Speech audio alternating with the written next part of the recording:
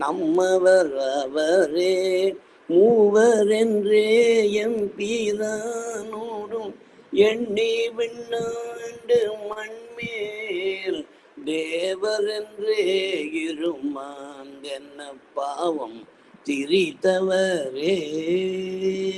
தக்கனுக்கு அஞ்சி அவன் செய்த வேள்வியில் பங்கு கொண்டு அபிர்வாகம் எடுத்துக்கொண்டவர்களும் பார்க்கடலிலிருந்து பொங்கி எழுந்த நஞ்சின் தாக்கத்திலே தாங்க முடியாமல் எந்தை பெருமானை காப்பாற்று என்று அலறி திசைக்கு ஒருவராக சிதறி ஓடியவர்களும் இவ்வாறு பெருமானுக்கு சமமாக மூவர்களில் ஒருவன் என்று தங்களை எண்ணிக்கொள்ள முடியும். ஆனால் அவர்கள் இருவரும் மண்ணுலகில் பலரும் தங்களை வழிபடுவதை நினைத்து மூவரில் தாங்களும் ஒருவர் என்றே இருமாப்புடன் இருப்பது எத்தனை எரிய பாவம் என்பதை அறியாமல் இருக்கின்றார்களே என்று அவர்கள் இருவரது நிலையை நினைத்து மணிவாசக அடிகளார் இரக்கம் கொள்கின்றார். மூவரில் ஒருவனாகிய ஒரு திறன் குறிப்பிட்ட செயலை செய்யும் பொருட்டு இயங்கும் இறைவனின் ஒரு அம்சமாகும். எனவே ஒரு திறனைய சிவன் என்று கொள்வதும் தவறு. சாவ முன்னாள் தக்கன் என்று குறிப்பிட்டு வீரபத்திரனின் வலிமையின் முன்னே தக்கன் செயலற்ற என்ற தன்மையை குறிப்பிட்டு அத்தகைய தக்கனு கஞ்சி வேள்வியில் பங்கேற்ற இருவர் என்று இழிவாக கூறுவதையும் நாம் உணரலாம். இதிலிருந்து மூவராக அவர்கள் பணியாற்றுவதற்கு முக்கியமான காரணமே இறைவன் அவர்களோடு நின்று இயக்குவதுதான் என்பதை நாம் புரிந்து கொள்ளலாம். அடுத்து 4 அடிகள். ஓரால் நீழல் உண்கழல் இரண்டும் முப்பொழுதே தீய நால்வர்க்கு ஓடி நேரி காட்டினை நாட்டம் மூன்றாத கோட்டினை இருநதி அரவமோடு ஒரு மதிசூடினை. முதல் 2 வரிசைகளை பார்த்தோம். இது 3வது வரிசை. ஓரால் நீழல் 1, உண்கழல் இரண்டும் 2, முப்பொழுது 3, ஏத்திய நால்வர்க்கு 4, காட்டினை நாட்டம் மூன்றாக 3, இருநதி அரவமோடு 2, ஒரு மதி சூடினை 1. 1, 2, 3, 4, 3, 2, 1 என்று எண்கள் முதலில் 7 வரிசையிலும் அடுத்து 2 வரிசையிலும் வருவதை நாம் உணரலாம். பெருமான் அமர்ந்து உபதேசம் செய்த இடம் என்பதால் ஒப்பற்ற ஆலமரம் என்று இங்கே குறிப்பிடப்பட்டு ஓரால் நீழல், ஓர் என்பதற்கு ஒப்பற்ற என்று பொருள் கொள்ள வேண்டும். உண்கழல் சிறந்த சிறப்பு வாய்ந்த திருப்பாதங்கள், கடல்கள் நிறைந்த திருப்பாதங்கள். ஒப்பற்ற ஆலமரத்தின் கீழே அமர்ந்திருந்த இறைவனை அமர்ந்து சிறந்த ஒளி வீசும் திருப்பாதங்களை 3 பொழுதும் ஏத்திய நால்வர்கள் என்று சனகாதி முனிவர்களை இங்கே குறிப்பிடுகின்றனர். சனகாதி முனிவர்கள் வேதங்களின் பொருளை புரிந்து கொள்வதற்கு தங்களுக்கு இருந்த ஐயப்பாட்டினை தீர்த்து கொள்வதற்காக பெருமானை அணுகுகின்றார்கள். பெருமானும் மௌன மொழியாலேயே அவர்கள் புரிந்து கொள்ளும் வண்ணம் அருள் புரிகின்றார். அந்த பெருமானைத்தான் நாம் தட்சிணாமூர்த்தியாக பல திருக்கோயில்களிலும் வழிபட்டு வருகின்றோம். அவன் 3ஆக கூட்டினை, நாட்டம் என்றால் பார்க்கும் கருவி, கண் என்று பொருள். அதை 3ஆக கூட்டினை, 3 கண்கள் உடையவனாக இருக்கின்றான். இரு நதி, இரு என்பதற்கு பெரிய என்று பொருள் கொள்ள வேண்டும். பெரிய நதியாகிய கங்கை வெறும் அரவத்தையும் ஒற்றை பிறை சந்திரனையும் தனது சடையில் சூட்டி கொண்டுள்ளான் என்பது இந்த பாடலின் பொழிப்புரை. பெருமானே, ஒளி வீசும் திருப்பாதங்களை உடையனி, ஒப்பற்ற ஆலமரத்தின் கீழே அமர்ந்து உன்னை 3 பொழுதுகளிலும் புகழ்ந்து வணங்கிய சனகாதி முனிவர்கள் 4வர்க்கும் அவர்களது அஞ்ஞானத்தை அழிக்கும் வண்ணம் உயர்ந்த நன்னறியாம் சின்முத்திரை காட்டி ஞான ஒளியை வழங்கினார். சூரியன், சந்திரன் மற்றும் அக்னி ஆகிய 3 சுடர்களை 3 கண்களாக கொண்டுள்ள நீ ஆணவம், கண்மம், மாயை ஆகிய 3 மலங்களையும் அழிக்கும் வல்லமை கொண்டவனாவர். பெரிய நதியாகிய கங்கையையும் பாம்பினையும் என்றும் மாறாத ஒற்றை பிறையுடன் விளங்கும் சந்திரனையும் உனது சடையனில் அணிந்து கொண்டுள்ளாய் என்பது இந்த 4 வரிகளுக்கு பொருள். அடுத்த 4 வரிகள். ஒரு தாளிரையின் மூவிலை சோளம் நாற்கால் மான்மரி ஐந்தலை அரவம் ஏந்தினை காய்ந்த நால்வாய் மும்மதத்து இருகோட்டொரு கரி ஈடழி தூரித்தனை ஒரு தாள் ஈரையின் மூவிலை சூலம். ஒரே தண்டிலிருந்து மூன்றாக பிரியக்கூடிய சூலம் மூவிலை சூலம்.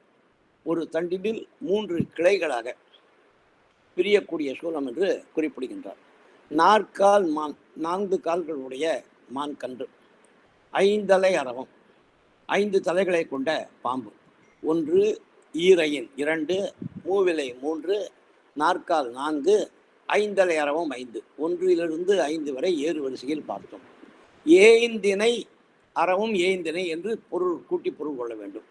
காய்ந்த 4 வாய் மும்மதத்து கோபம் கொண்டு தன்னை எதிர்நோக்கி ஓடி வந்த நாள் என்றால் தொங்குகின்ற என்று பொருள். 4 வாயும் என்று அவ்வை பிராட்டியார் விநாயகர் அகவலில் குறிப்பிடுவது நமது நினைவுக்கு வருகின்றோம். 4 என்றால் தொங்குகின்ற என்று பொருள். தொங்குகின்ற வாய் துதிக்கையை குறிப்பிடுகின்றார். 4 வாய் மும்மதத்து, யானைக்கு 3 இடங்களில் மதம் பெருகும் என்று கூறுவார்கள். கண்களின் அருகே, காதுகளின் அருகே ஆண்குறி. அந்த 3 இடங்களில் மதங்களை பெருக்கக்கூடிய அந்த ஆண் யானை தந்தங்கள் உடையதாக இருக்கின்றது. இரு கோட்டு, கோடு என்பது இங்கே தந்தத்தை குறிப்பதாக பொருள் கொள்ள வேண்டும். இரு கோட்டு, ஒரு கரி, ஒப்பற்ற யானை என்று சொல்லலாம். எதனால் ஒப்பற்ற யானை? கரி மனிதர்கள் முன்னிலை படர்க்கை என்று சொல்கின்றோம், உயர்திணை என்று சொல்கின்றோம், அக்ரிணை என்று மற்ற பிராணிகளை விலங்குகளை குறிப்பிடுகின்றோம்.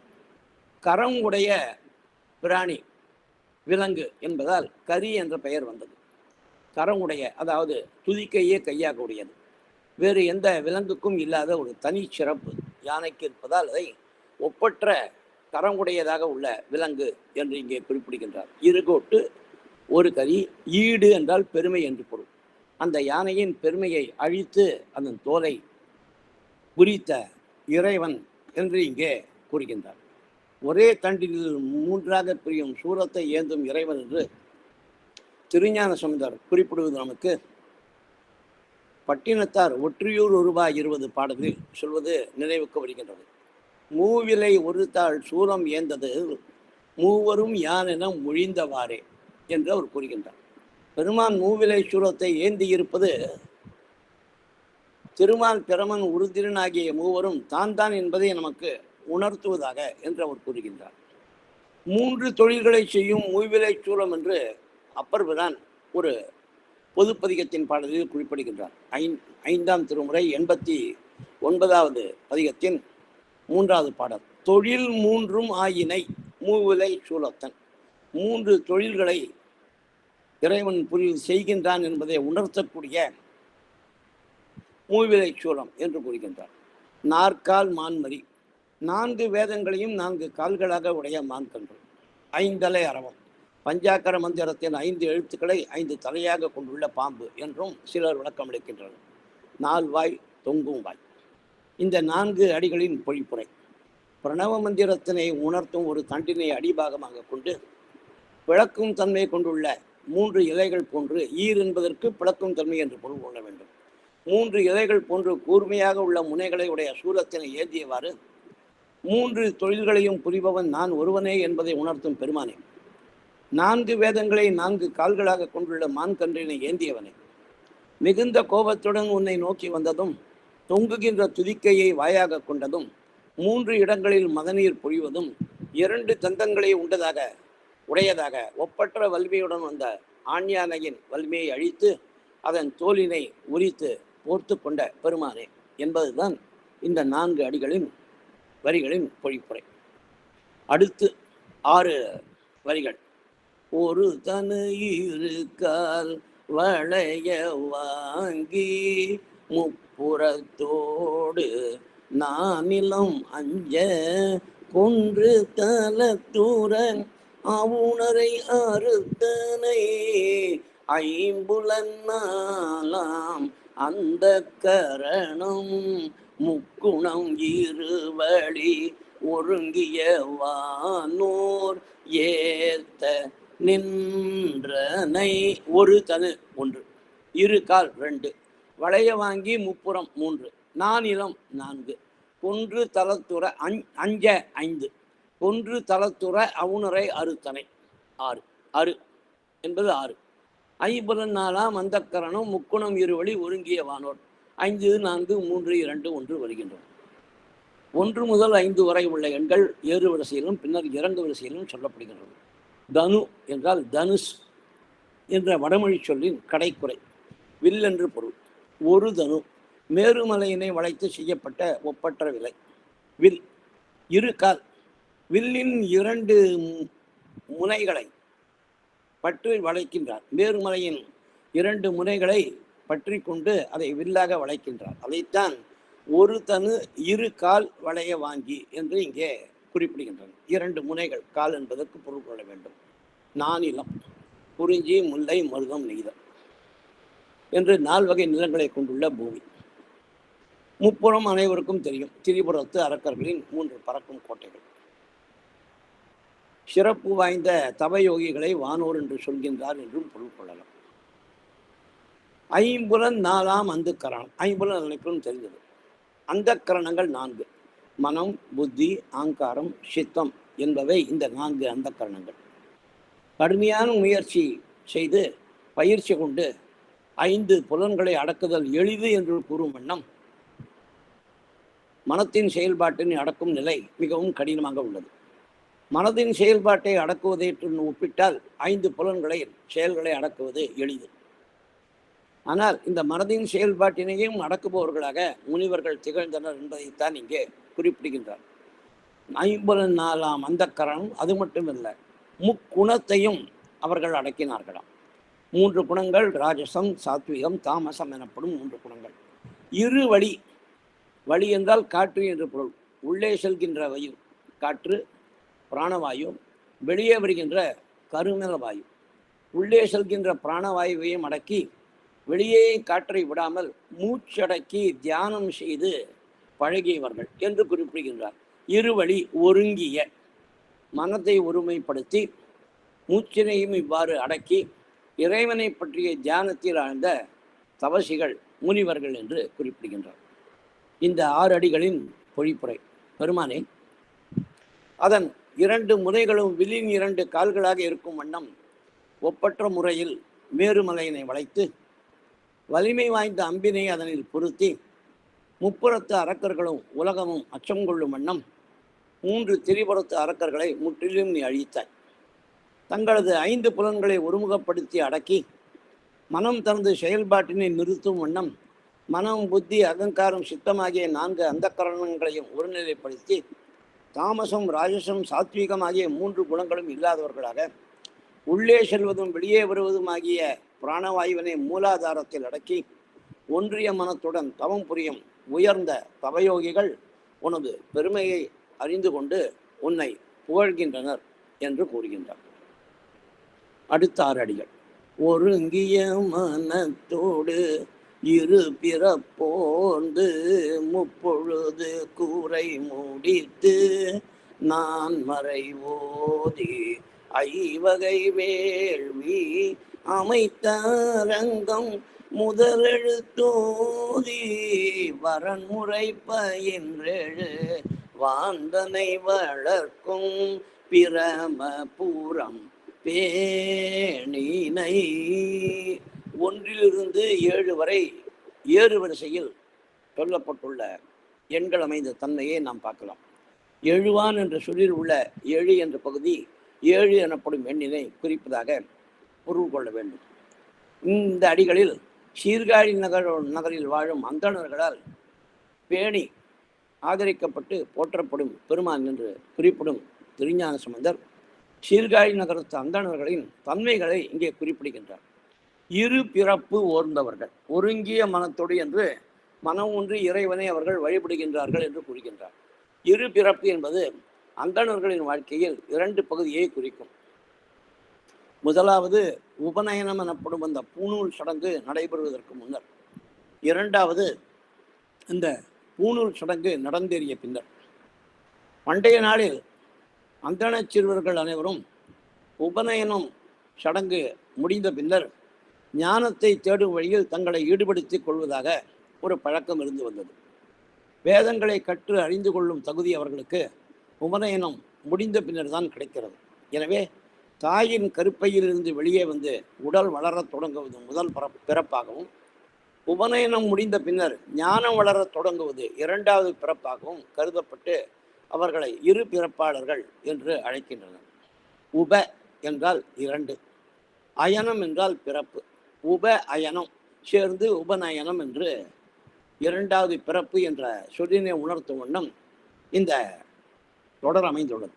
ஆனால் தற்கால சூழ்நிலையில் பலவிதமான மாற்றங்கள் நிகழ்ந்த நிலையில் பெரும்பாலான அந்தணச் சிறுவர்கள் வேதங்கள் கற்றுக்கொள்வதற்காக குருகுலம் செல்வதில்லை. அவர்களது வாழ்க்கை நிலையிலேயே ஒரு மாற்றம் ஏற்படுகின்றது. உபநயனம் நடைபெறும் வரையில் பொதுவாக 5 to 7 வயதுக்குள் பண்டைய நாட்களில் உபநயனம் செய்து வைப்பார்கள். 5 வயது வரை செல்லமாக பெற்றோர்களிடம் வளரும் குழந்தைக்கு வாழ்க்கைக்கும் குருகுலத்தில் ஒரு குருவிடம் சென்று சேர்ந்து குருக்கு பணிவிடை செய்து கொண்டே அங்கே வேதங்கள் கற்கும் வாழ்க்கைக்கும் பெரிய வித்தியாசம் இருப்பதை நாம் கற்பனை செய்து புரிந்து கொள்ளலாம். உபநயனம் முடிந்த பின்னர் அவர்களது வாழ்க்கை நிலையிலும் மாறுதல் ஏற்படுகின்றது. தங்களது மகனை மிகவும் செல்லமாக வளர்த்த பெற்றோர்கள் அந்த மகனுக்கு உபநயன சடங்கு செய்வித்த பின்னர் ஒரு நல்ல ஆசானை தேர்ந்தெடுத்து அந்த ஆசானிடம் தங்களது மகனை ஒப்படைத்து வேதங்களை கற்றுத் தருமாறு வேண்டுகின்றனர். அந்த குழந்தையும் தனது பெற்றோரை விட்டு பிரிந்து குருகுலம் சென்றடைந்து பாடம் கற்றுக்கொள்ள தொடங்குகின்றான். பாடம் கற்றுக்கொள்வதுடன் தனது தேவைகளை தானே கவனித்துக் கொள்ளவும் தொடங்குகின்றான். சங்கரமடம் போன்ற நிறுவனங்களில் ஆதரவில் நடைபெறும் வேத பாடசாலைகளில் இன்றும் இந்த நிலை வழக்கில் இருப்பதை நாம் காணலாம். இவ்வாறு மாறுபட்ட 2 வாழ்க்கையை மேற்கொள்ளும் அந்தணர்களை பண்டைய நாளில் இரு பிறப்பாளர்கள் என்று அழைத்தனர். குறை கடமை முப்பொழுது குறை முடித்து என்று 3 வேளைகளிலும் அந்தணர்கள் செய்ய வேண்டிய சந்தியாவந்தனம் முதலான கடமைகளை திருஞான சம்பந்தர் இங்கே குறிப்பிடுகின்றார். ஒருங்கிய மனத்தோடு இருபிறப்பூர்ந்து முப்பொழுது குறை முடித்து நான்மறை ஓதி 4 வேதங்களை ஓதி வகை வேள்வி அமைத்து 5 வகையான வேள்விகளை அமைக்க வேண்டும் என்று இங்கே கூறுகின்றார். 5 வேள்வி என்று அந்த அந்தணச் சிறுவர்களுக்கு குறிப்பிடப்படுவது என்னவென்றால் குரு வழிபாடு, சிவ வழிபாடு, மாகேஸ்வர வழிபாடு, மறையவர் வழிபாடு மற்றும் அதிதி வழிபாடு என்பவற்றை குறிக்கும் என்று சிவகவி மணியார் அவர்கள் பெரிய புராணம் விளக்கம் நூலில் குறிப்பிடுகின்றார். முதல் எழுத்து பிரணவ மந்திரம் அனைத்து வேதங்களுக்கும் அமைத்து 6 அங்கம் முதலெழுத்தோதி 5 வகை வேள்வி அமைத்து 6 அங்கம் 6 அங்கங்கள் வேதத்திற்கு அரணாக உள்ள 6 அங்கங்கள். அந்த 6 அங்கங்களையும் அவர்கள் தெரிந்து கொள்ள வேண்டும். சந்தம் முதலான 6 அங்கங்கள். பின்னர் ஒரு நாளைக்கு ஏதேனும் வாய்ப்பு கிடைத்தால் மறுபடியும் இந்த 6 அங்கங்களை பற்றி விளக்கமாக அடியேன் சொல்கின்றேன். ஒரு 15 நிமிடம் ஆகும் அதை பற்றி சொல்ல போனால், குறைஞ்சது 10 நிமிஷமாவது ஆகும். 5 வகை வேள்வி 6 அங்கம் முதலெழுத்தோதி. முதலெழுத்து என்பது இங்கே பிரணவ மந்திரத்தை குறிப்பிடும். வரன்முறை பயின்று 7 வான் தனை வளர்க்கும் பிரமபுரம் பேணினை என்று கூறுகின்றார்கள். இங்கே வான்மழை, வான் என்றால் இங்கே வானத்திலிருந்து பொழியும் மழையை குறிப்பிடுகின்றது. அந்தணர்கள் செய்யும் வேள்வி முதலான செயல்களால் மழை பொழிகின்றது என்ற நம்பிக்கை பண்டைய நாளில் இருந்து வந்தது. வாழ்க அந்தணர் வானவர் ஆனினும் வீழ்க தன்புணல் வேந்தனும் ஓங்குக என்பதுதானே பாசுரத்தின் முதல் 2 அடிகள். அந்தணர்கள் வாழ வேண்டும், அவர்கள் தொடர்ந்து வேள்விகள் செய்வதற்காக ஆனினங்கள் வாழ வேண்டும். வாழ்க அந்தணர் வானவர் ஆனினம், அவர்கள் தொடர்ந்து வேள்விகள் செய்ய வேண்டும். அந்த வேள்விகளில் வரும் ஆகுதியை பெற்றுக்கொண்டு தேவர்கள் மனம் குளிர்ந்து மழை பொழிவிக்க வேண்டும். அதனால் வரப்புயர நிலம் நெல் உயரும், நெல் உயர நிலம் உயரும் என்று சொல்வது போன்ற அனைத்தும் உயர்ந்தால் குடிமக்கள் உயர்வார்கள், குடிமக்கள் நிலை உணர்ந்தால் அரசனும் உயர்வான் என்று அவை பிராட்டி சொல்வது போல அனைத்திற்கும் மூல காரணமாக இருப்பது வானிலிருந்து நமக்கு பொழிகின்ற மழை. அந்த மழையை பெற்று தருவதற்காக வேள்விகள் செய்ய வேண்டும் என்று பண்டைய நாளில் நம்பிக்கை இருந்து வந்தது. இத்தகைய அந்தணர்கள் அவர்கள் வேள்வி வளர்த்து ஆகுதி பெற்று தேவர்களுக்கு அளித்து அதன் மூலம் உலகிற்கு பல நன்மைகளை பெற்று தருகின்றார்கள். பண்டைய நாளில் 6 தொழில்களை செய்தவர்களாக அந்தணர்கள் விளங்கினார்கள்.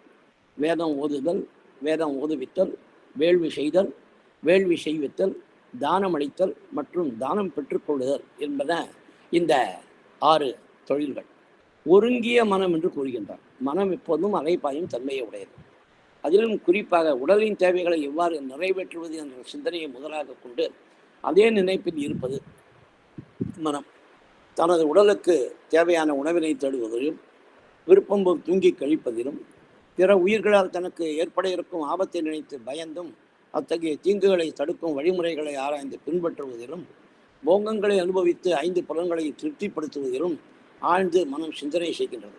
அத்தகைய சிந்தனைகள் ஏதுமின்றி பெருமானின் திருப்பாத கமலங்களில் ஒன்றி வழிபாடு செய்யும் மனம் வேண்டும் என்பதை உணர்த்தும் பொருட்டு ஒருங்கிய மனம் என்று கூறுகின்றார். இங்கே அத்தகைய ஒருங்கிய மனத்தவர்களாக பண்டைய நாளில் சீர்காழி அந்தணர்கள் இருந்தார்கள் என்பதை இந்த பாடலில் அவர் குறிப்பிடுகின்றார்.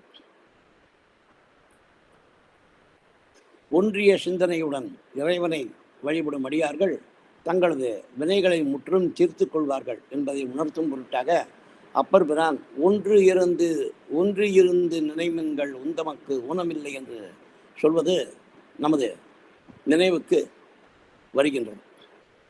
இந்த 6 அடிகளின் பொழிப்புரை இரு பிளப்பாளர்களாக தாங்கள் இருக்கும் தன்மையினை நன்கு உணர்ந்து அந்த தன்மையின் வழியே ஒழுகி ஒன்றிய மனத்துடன் 3 வேளைகளிலும் தாங்கள் செய்ய வேண்டிய கடமைகளை செய்தும் 4 முறைகளை ஓதியும் 5 வகை வேள்விகளை வளர்த்தும் வேதம் ஓதுதல் முதலாகிய தாங்கள் செய்ய வேண்டிய 6 செயல்களை செய்தும் வேதங்களின் மூலமாகிய முதலெழுத்து என்று சொல்லப்படும் பிரணவ மந்திரத்தை ஓதியும் வேதங்களில் சொல்லப்பட்டுள்ள வரைமுறையின்படி வாழ்க்கையை நடத்தியும் உலகில் குறைவின்றி மழை பெய்யவும் ஆகுதி பெற்று வானவர்கள் வாழவும் வழிவகுக்கும் அந்தணர்கள் நிறைந்த பிரமபுரத்தை இறைவனே நீ உனது இருப்பிடமாக கொண்டு அங்கே விருப்பத்துடன் உரைகின்றாய் என்று கூறுகின்றார். அடுத்த 6 வரிகள்.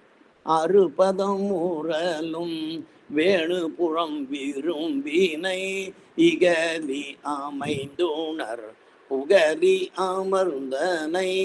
இகலி அதில் உள்ள ஐ என்பதை 5 என்ற எண்ணை குறிப்பதாக பொருள் கொள்ள வேண்டும்.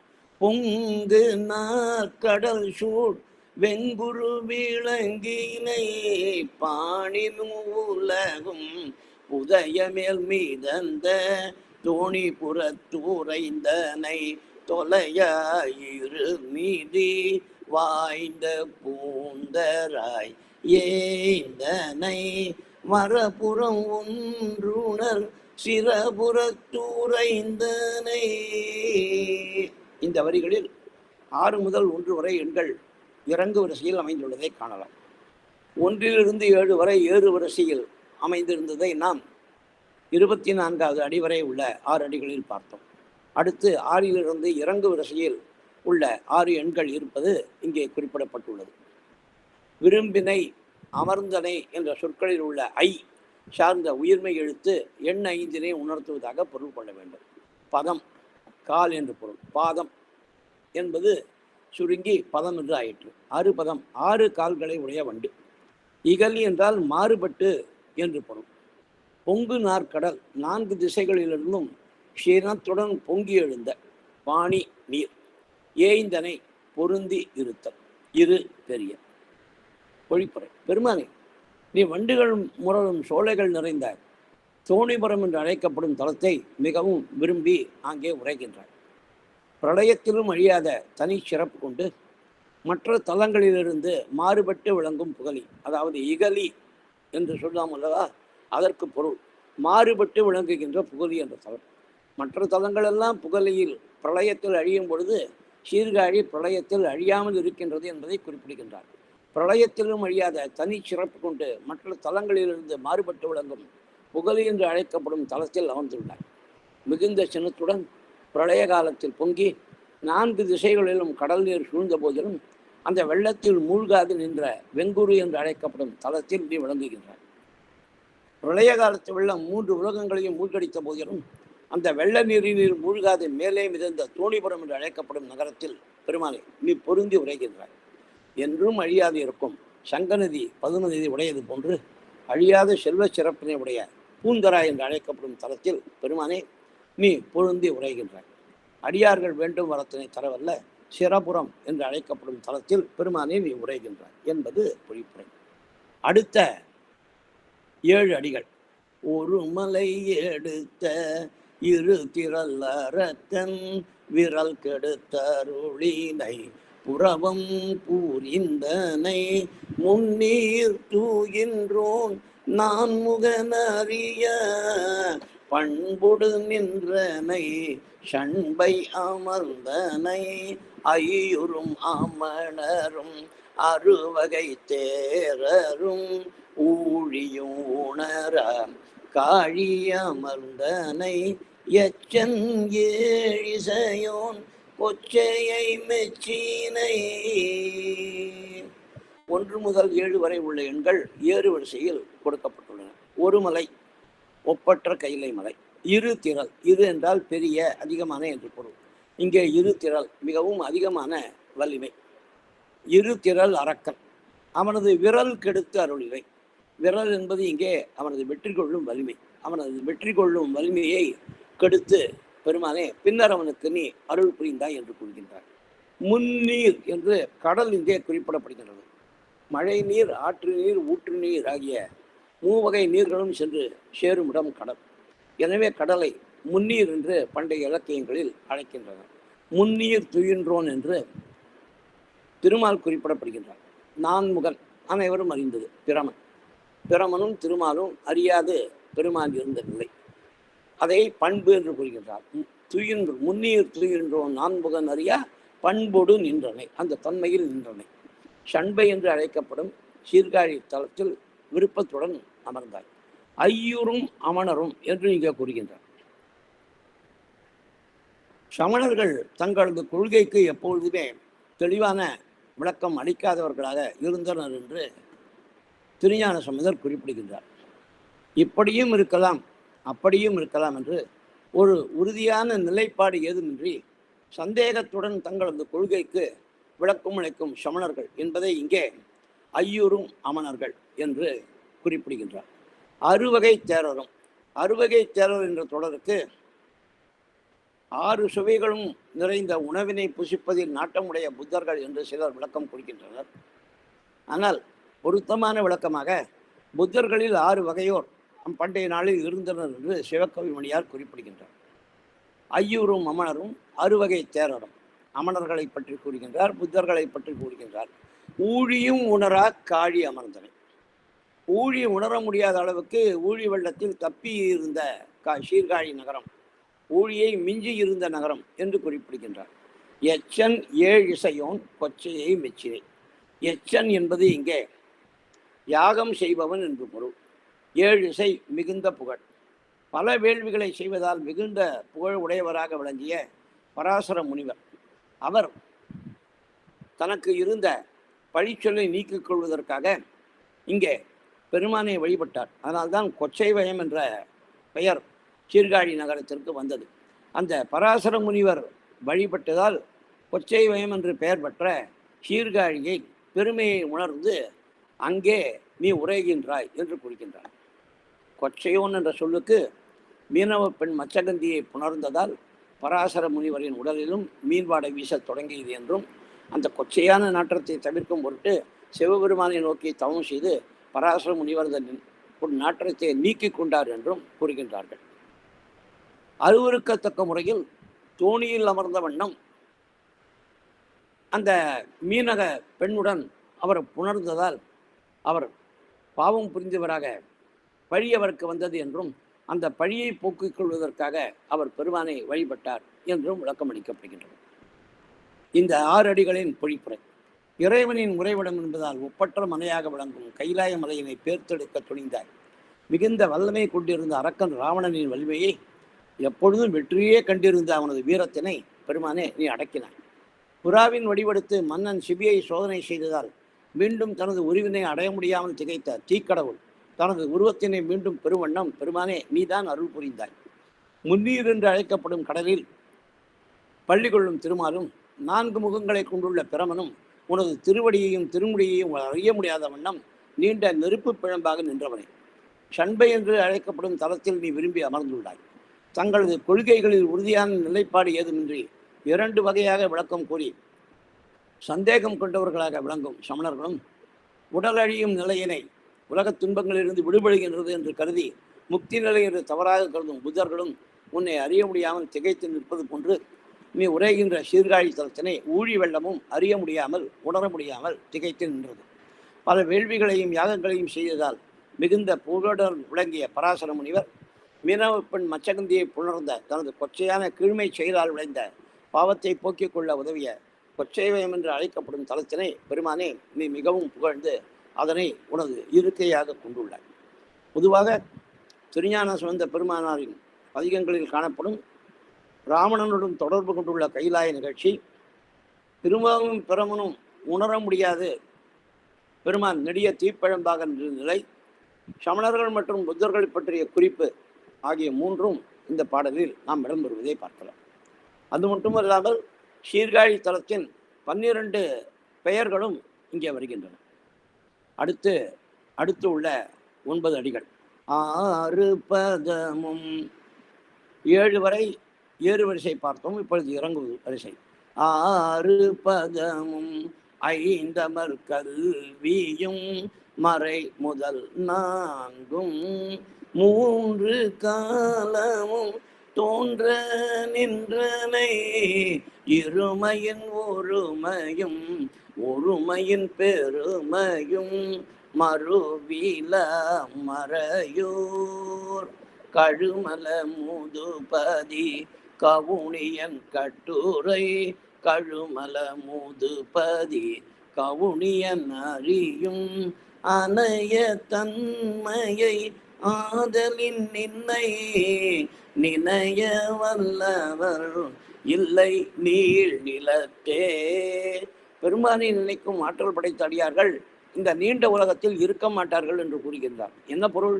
அவர்கள் இந்த உலகத்தை விட்டு சிவ உலகத்தை சென்று அடைவார்கள் என்பதே பொருள். 6 பதம் என்ற தொடர் பிரத்தி பிரத்யாகாரம் துல்லியம் துல்லியாதீதம் வித்தை அவித்தை ஆகியவற்றை குறிக்கின்றது என்று சிவகவிமணியார் விளக்கம் அளிக்கின்றார். பதம் என்றால் மந்திரம் என்று பொருள். நமச்சிவாய மந்திரத்தில் உள்ள 5 எழுத்துக்களை பிரணவ எழுத்துடன் சேர்த்து 6 பதங்கள் என்றும் கூறுவார்கள்.